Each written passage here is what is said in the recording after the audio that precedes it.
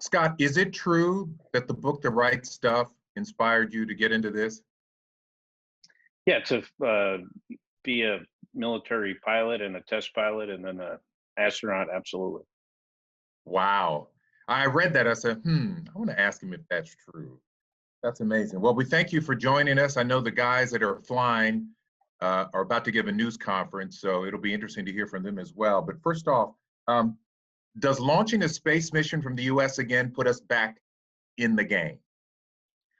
Well, I'm not sure what you mean by in the game, but it is hugely significant milestone for human spaceflight to have that capability. We have had it for most of the space program, and then once the shuttle was retired, it's been man, it's been 9 years, right, since the last launch uh, from the United States by with people on board. So yeah, hugely significant. Yeah. What do you think this SpaceX mission means for Houston and the training program? Well, the astronauts will do some of the training here. I don't know exactly how much, but I would imagine there's some that's conducted here. Some of it's conducted in Hawthorne, California, where SpaceX is located. But not being a government employee anymore, I'm not really privy to the numbers or if it's going to, have an impact on jobs or anything like that. But the Johnson Space Center is really the epicenter of human spaceflight from historically management and training perspective. So I'm sure it's going to have some positive impact. Yeah, you would think that there would be perhaps more astronauts put in the pipeline if we're launching from the US again. Yeah, certainly we need people to fly in space. I think they're talking about another astronaut selection. The most recent group finished their training, I think, within the last 6 months or so. So it's, it's a growing program, and hopefully it'll stay that way. I know that you understand the thrills of going into space as well as the risk. SpaceX has had delays and technical difficulties. You have any concerns?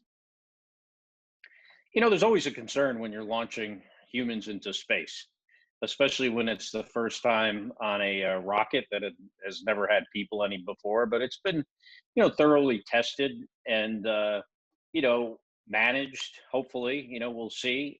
Space flight is inherently risky, so it is not without risk. But my hope is that, how we manage this program, the partnership between NASA and SpaceX will, allow us to do this launch and subsequent launches as safely as possible. Always our concern. I assume you know the two guys, Minkin and Hurley, who are flying next week. What kind of astronauts are they? Oh, they're both great. Doug's I don't know if he's still active duty, maybe a former U.S. Marine. Colonel Bob Bankin is a colonel in the U.S. Air Force. I'm not sure if either of them have retired yet. I've worked with them for, or known them for almost 2 decades, and they're the absolute top-notch guys, the best guys for this job at this time. You have been on shuttle missions, you've been on the Soyuz. Do you have any sense of comparison to what those flying machines are like compared to this rocket?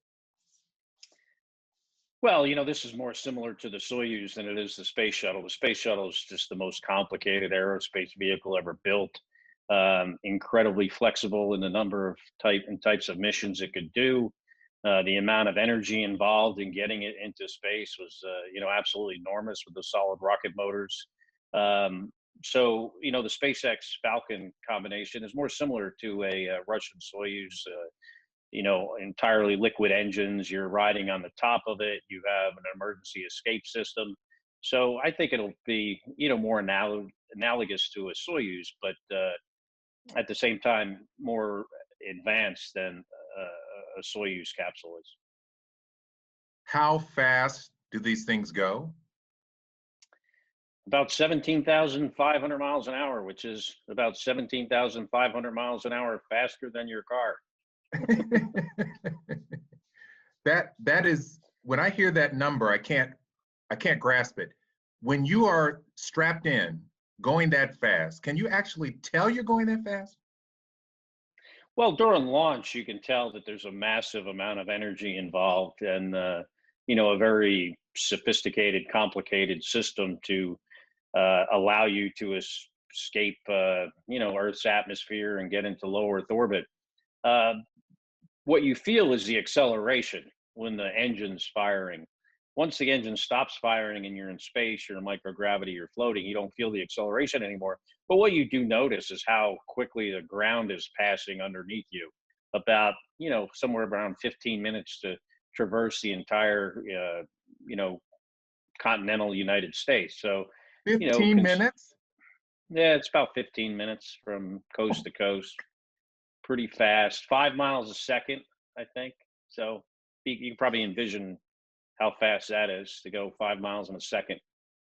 Driving a car must be boring to you. Depends on the car. Remind me not to ride with you. Nah, I'm not. I'm a very safe driver, actually. What do you think about the long-term purpose of SpaceX? Eventually, they want to send regular folks into space. Um, I think that's part of it. Certainly, it's a company, so they have profits part of their motivation. But I've met Elon once. I don't really know him, but he has pretty ambitious goals, and that company is a huge part of it. And this is one of those steps towards those goals of eventually, his desire is to go to Mars. Did you ever think we would see a private company in the space business?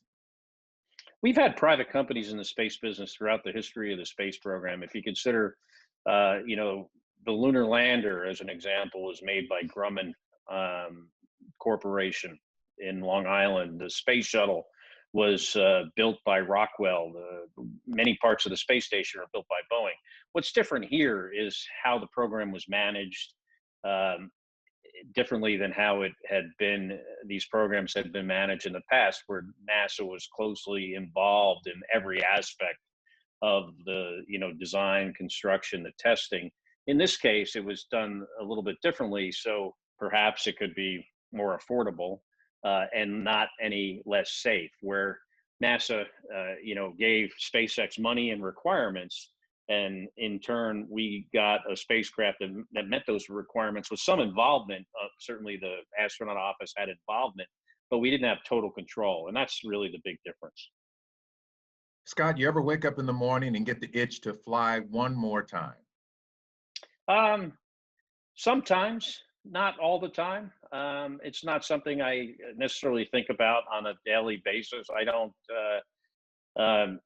miss flying in space so much so that it causes me to dream about it every day.